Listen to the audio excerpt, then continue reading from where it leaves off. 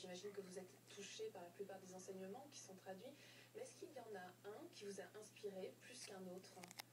Alors justement, dans ce livre en particulier est apparu un chapitre qui s'appelle « Vivre avec le cobra ». C'est un titre énigmatique. Oui. De quoi s'agit-il?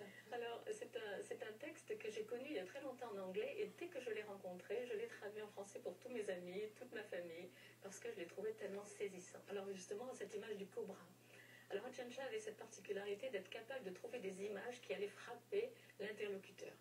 Et il s'agissait d'une Anglaise qui venait de passer 2 mois à son monastère, et elle était sur le point de repartir en Occident, et il lui a donné ce cadeau, en cadeau de départ, il a donné cet enseignement.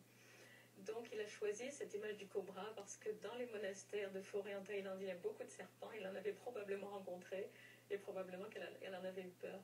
Donc il s'agit des pensées. Il lui dit, tous nos concepts, tous nos états mentaux sont aussi dangereux que la morsure d'un cobra. Mais regardez le cobra, il traverse la jungle. Si vous n'intervenez pas, aucun problème. Mais si vous le saisissez par la tête, il vous piquera aussitôt. Si vous le saisissez par la queue, il vous piquera 1 seconde plus tard, mais il vous piquera quand même. Et sa morsure est mortelle. Il en va de même avec nos états mentaux, nos émotions, nos pensées, nos opinions. Ils sont agréables. Nous nous en saisissons, nous sommes contents, tout va bien. De toute façon, c'est comme attraper le serpent par la queue, ça va se retourner à un moment ou à un autre, ça va nous faire souffrir. S'ils sont désagréables, c'est comme attraper le serpent par la tête, ça va nous faire mal tout de suite. Pourquoi se saisir d'un état d'esprit désagréable? Pourquoi le maintenir? Pourquoi le poursuivre pour nous faire souffrir?